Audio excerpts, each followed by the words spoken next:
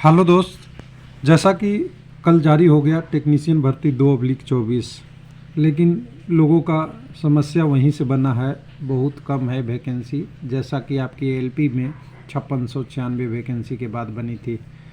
अब कुछ लोगों को बोलना है कि सेफ जोन कौन सा रहेगा, कहाँ से फॉर्म भरूं। तो देखिए 9000 वैकेंसी को थोड़ा सा आपको समझाने की कोशिश करूं तो कट ऑफ हाई जाएगा। क्यों? 9000 को पहले डिवाइड करना है आपको 21 से, ठीक है। सीधी सी बात है, इसमें भी कहीं कम कहीं ज़्यादा होगा। फिर जो संख्या आएगी उसको डिवाइड करना है आपको 5 से। 5 से मतलब अलग अलग कम्युनिटी की वैकेंसी, ठीक है। फिर इसको डिवाइड करना है आपको 130-35 से। अब यहाँ पे सवाल उठेगा कि 21, 5 और 130 क्या है। तब आपको समझ में आएगा कि मेरे खाते में तो कई जगह तो 2 वैकेंसी आएगी, कोई जगह 5 आएगी, कोई जगह तो 10 आएगी और बहुत कम आएगी। तो एक सवाल उठेगा कि अगर इतनी वैकेंसी कम है तो फिर कट ऑफ हाई तो जाएगा ही। फिर लोगों का सवाल है सीबीटी 1 होगा या 2। तो देखिए टेंटेटिव डेट में सीबीटी लिखा हुआ है, सीबीटी के साथ एस लगा हुआ है, यानी अभी सीबीटी 1 की बात नहीं हो रही है। और टाइमलाइन भी आपको लंबा दिया हुआ है, उस टाइमलाइन से दिख रहा है कि सीबीटी 2 होगा। बाकी अभी समझते हैं, आएगा नोटिफिकेशन, अभी बहुत दूर नहीं है।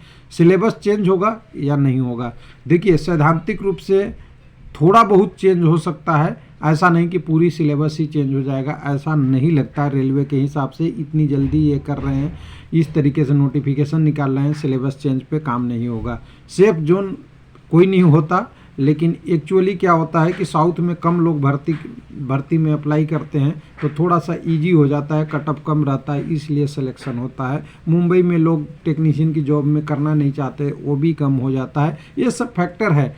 लेकिन आपका एनसीआर में जाएंगे, एनआर में जाएंगे, ये सब जोन आपका है, आप जाएंगे भोपाल में जाएंगे, आप यहाँ पे जयपुर में जाएंगे, जहाँ पे पढ़ने वाले लोग हैं, ईसीआर का पटना वाले में जाएंगे, एनएफआर में जाएंगे। ये सारे जोन में क्या होता है कि लोग ज़्यादा है, इसलिए कंपटीशन बढ़ जाता है। बाकी और कोई फैक्टर नहीं है, सेफ जोन कोई नहीं है। बस कैंडिडेट का इंटरेस्ट जिस पे चला गया वही डेंजर जोन हो गया, और कैंडिडेट का इंटरेस्ट जिसमें कम गया वही सेफ जोन है। तो पहले से पिछला वैकेंसी के देख के ये नहीं बता सकते कि किसका कट ऑफ हाई होगा, किसका सेफ होगा, ये कोई नहीं फैक्टर है। अब बताते हैं, यहाँ पे समझाते हैं आपको कि आपने नोटिफिकेशन देख लिया। तो नोटिफिकेशन देखने के बाद टेंटेटिव डेट है, टेंटेटिव डेट को समझिए। इसमें सारी चीज़ें लिखी हुई है लेकिन छुपा के लिखी है। इसको क्या लिखा हुआ है, नोटिफिकेशन फरवरी में आएगा। तो बिल्कुल कल 31 तारीख था, तो नोटिफिकेशन फरवरी में ही आना था, 31 तारीख जनवरी का था। उसके बाद आपका मार्च अप्रैल में एप्लीकेशन अप्लाई करने का था, तो 1 महीना एप्लीकेशन अप्लाई करने के लिए टाइम होता है। तो हालांकि ये फरवरी मार्च होनी चाहिए थी, जल्दबाजी में मार्च अप्रैल दे के बड़ा किया गया है। जब फरवरी में नोटिफिकेशन आएगा तो उसके बाद जस्ट शुरू हो जाएगा आपका अप्लाई का। तो 1 महीना यहाँ सेफ लिया गया है, अप्रैल 24 इसलिए। अब सीबीटी का टेंटेटिव डेट देना है अक्टूबर से दिसंबर। अब इसमें देखिए सीबीटी लिखा हुआ है, 1 से ज़्यादा कंप्यूटर बेस्ड टेस्ट होंगे, ये इंडिकेट कर रहा है। साथ में अक्टूबर से दिसंबर ये भी इंडिकेट कर रहा है कि 1 से ज़्यादा सीबीटी का टाइम है। नहीं तो अक्टूबर, नवंबर, दिसंबर 3 महीने का टाइम नहीं लिया जाता आपको, ये आप समझ लीजिए। उसके बाद है डॉक्यूमेंट वेरिफिकेशन, फरवरी 2025 में होगा, मार्च तक चलेगा। ज्वाइनिंग आपको फरवरी के बाद ही होगा, ये तो सिंपल सी बात है। तो आपका मार्च, अप्रैल, मई, जून, जुलाई आगे तक आपकी ज्वाइनिंग चलती रहेगी।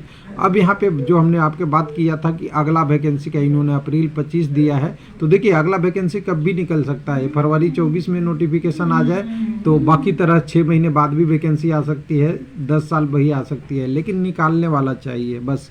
मतलब वैकेंसी इतनी खाली है, इतना हमें नियम से बनाना है, ये सारा चीज़ होगा तो हो जाएगा। अब 9000 को मैथ पढ़ते हैं हम लोग। 9000 का मैथ पढ़ते हैं, 21 से भाग देते हैं, कितना आएगा अब जोड़ दीजिए। हम मैक्सिमम मान लेते हैं 5। एक आरआरबी में कितनी वैकेंसी है, 500 लगभग, तो हाँ कहिएगा। अब इसको भाग दीजिए, 5 कम्युनिटी हैं, यूआर, एससी, एसटी, ओबीसी और EWS। किसी के खाते में कम जाएगा क्योंकि वैकेंसी यूआर में 40% रहता है, आपका SC ST में कम रहता है, EWS का 10% है, OBC में 27% रहता है। तो ये सब अलग अलग चेंज हो जाएगा। लेकिन फिर भी अगर रफ मानिए तो एक RRB में आपकी वैकेंसी अब 5 भागा देने पे 100 होती है एक कम्युनिटी का।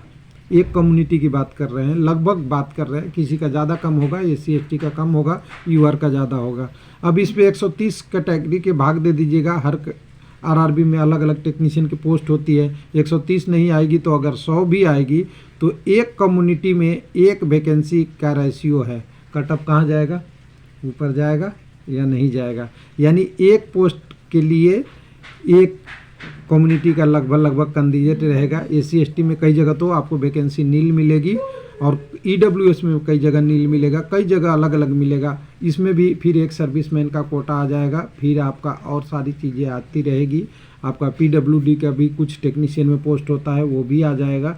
तो समझिए कि कई जगह नील और कई जगह एक, कई जगह मैक्सिमम 5-10 के यही रेशियो रहेगा। जैसे यूआर वगैरह का ज़्यादा है, OBC का 27% है तो वो ज़्यादा रहेगा।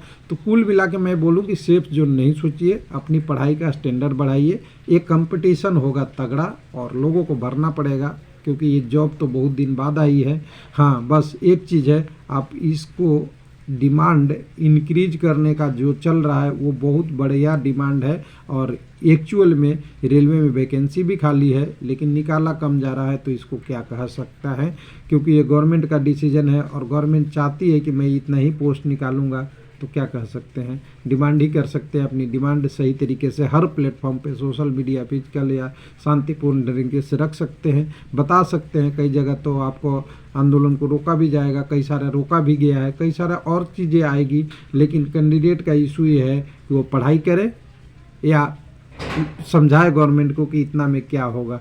तो चलिए, गवर्नमेंट की है, गवर्नमेंट की जॉब है, गवर्नमेंट के ही आप। तो यहाँ पे उचित जगह से रखने से क्या होता है कि आपका देखिए 2 चीज़ें पे आपको अंतर पड़ेगा। एक तो ये जल्दी जल्दी नोटिफिकेशन आ रहा है। कुछ लोग अभी क्वारी में ये है कि NTPC कब आएगा, ग्रुप D कब आएगा। तो देखिए ये दोनों का कंपैरिजन कीजिएगा। आपका यहाँ LP लिख लीजिए, यहाँ पे आपका टेक्नीशियन ये हो गया।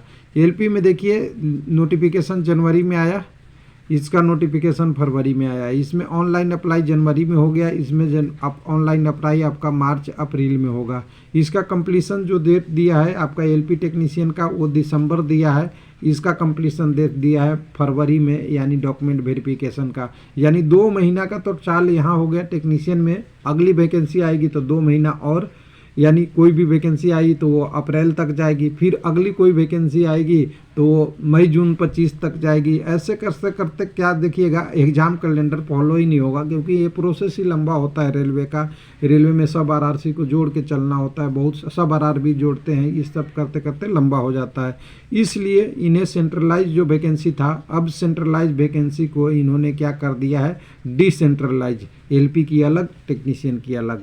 तो इसमें टाइम ज़्यादा ही लगेगा, सिंपल सी बात है। वैसे ही अगर और पोस्टों का कर दे, ग्रुप D लेवल 1 में भी कर दे, ITI post, non ITI post, भर्ती दिखेगी ज़्यादा लेकिन लोगों को जॉब मिलेगा उतना ही जितना गवर्नमेंट चाहेगी। थैंक यू, धन्यवाद।